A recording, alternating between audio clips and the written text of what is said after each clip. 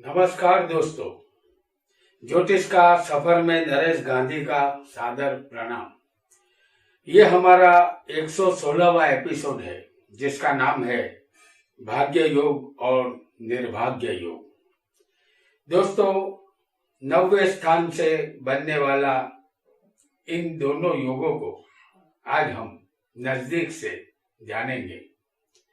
कुंडली में 12 स्थान होते हैं, उसमें 9वां स्थान भाग्य का होता है। भाग्य स्थान बलवान नहीं होता तो इंसान कितनी भी मेहनत कर ले कुछ नहीं होता। भाग्य का मालिक अस्त हो, नीच का हो, शत्रु स्थान में हो, पापी ग्रहों के साथ हो या दृष्ट हो, निर्बल अंशों पर हो या भाग्य का मालिक पाप कर्तरी योग में हो, तो कितने भी राजयोग कुंडली में होंगे सब नष्ट हो जाएंगे। बिना भाग्य के इंसान की हालत उस खिलौने जैसी होती है जिसमें चाबी खत्म हो गई हो। बिना चाबी भरे खिलौना नहीं चलता, स्थिर रहता है।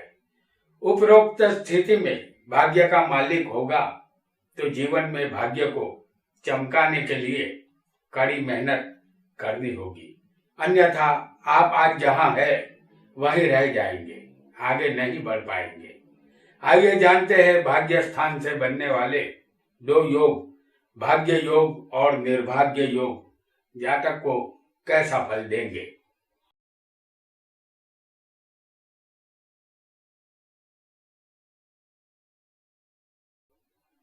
हमने कोई भी राशि नहीं लिखी है, सिर्फ लग्न लिखा है। सबसे पहले 9वें स्थान से बनने वाले भाग्य योग के विषय में जानेंगे। भाग्य योग कैसे बनता है? भाग्य में शुभ ग्रह होना चाहिए। ये स्थान जो यहाँ पर हम आपको दिखा रहे हैं, ये 9वां स्थान है। यहाँ पर एक शुभ ग्रह होना चाहिए, उसे कोई भी एक शुभ ग्रह देखना चाहिए और भाग्य का मालिक केंद्र या त्रिकोण में बलवान होना चाहिए, तो आपकी कुंडली में भाग्य योग बना है। आइए जानते हैं। सबसे पहले हम यहाँ एक कुंडली आपको दिखा रहे हैं, वो काल पुरुष की कुंडली है, मेष लग्न की। और भाग्य में हम आपको दिखाएंगे धनु राशि में चंद्र को।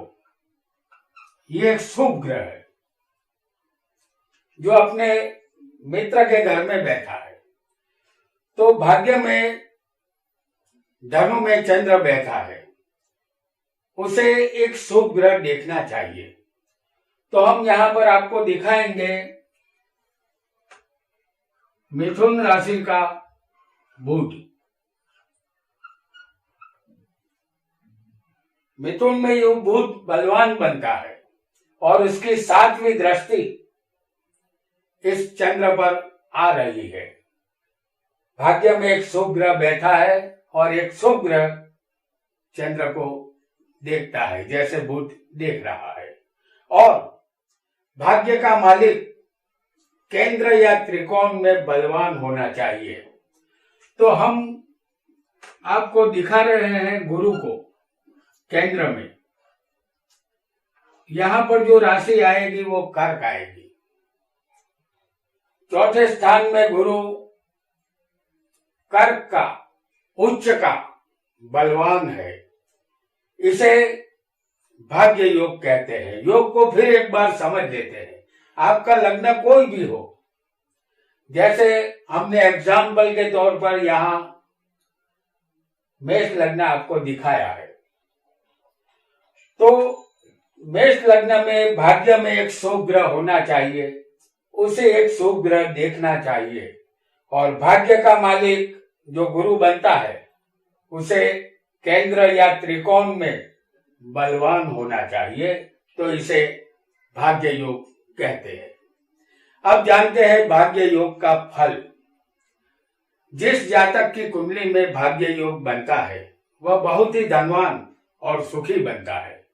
वह राजा के समान सुख भोगने वाला, गीत संगीत का शौकीन और शाही जिंदगी जीने वाला होता है। उसके आलीशान घर में लक्ष्मी हमेशा स्थिर रहती है। यह जातक देव ब्राह्मण की सेवा करने वाला और धार्मिक मन वाला होता है। बड़े लोग भी इस जातक का सम्मान करते हैं। यह जातक जज्बाती, शुद्ध और उत्तम आचार विचार वाला होता है। अपने शरण में आने वाले और अपने कुटुंब का ठीक तरह से भरण पोषण करने वाला ये जातक होता है। तो ये था भाग्य योग का फल। अब जानते हैं निर्भाग्य योग कुंडली में कैसे बनता है।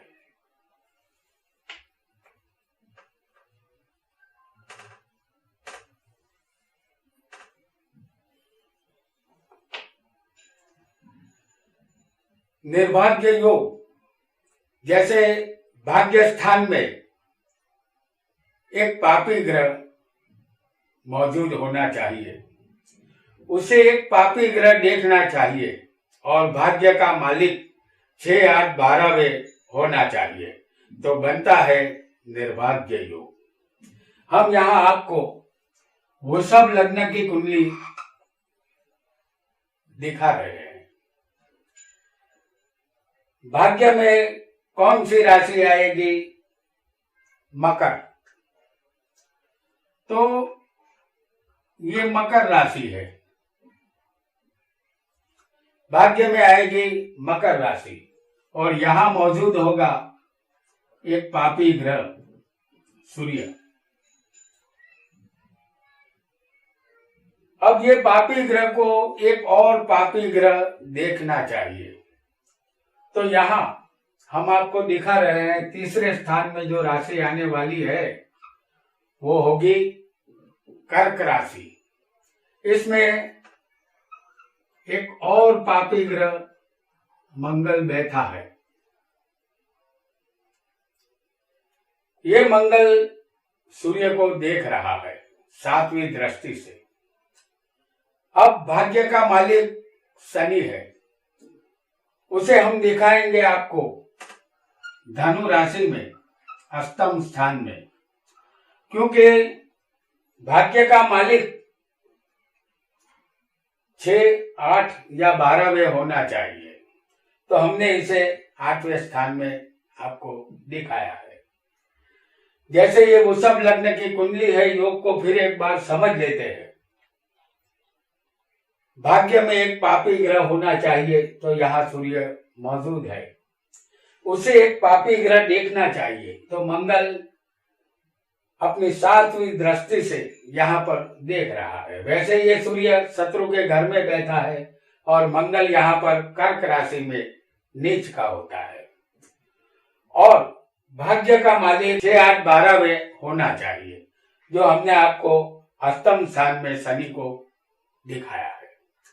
तो इस कुंडली में निर्भाग्य योग बना है। आइए जानते हैं निर्भाग्य योग का फल। इस योग में जन्म लेने वाला जातक नास्तिक और अधर्मी होता है। देव ब्राह्मणों, साधु संत और गुरु की निंदा और अपमान करने वाला होता है। पिता की मिलकत और विल वारसा गंवाना पड़ता है। ये जातक हमेशा गलत मार्ग पर चलने वाला और खराब कार्य करने वाला होता है। ऐसे जातक को पूरे कपड़े पहनने को नहीं मिलते। गरीब और दुखी जिंदगी बसर करने वाला ये जातक होता है। तो दोस्तों, आज हमने भाग्य स्थान से बनने वाले 2 योग, भाग्य योग और निर्भाग्य योग कुंडली में कैसे बनता है ये जाना, और जातक को इन दोनों योगों का फल कैसा मिलेगा इसे भी समझा। आगे हम आपके लिए ऐसे ही ज्योतिष विषयक जानकारी लाते रहेंगे।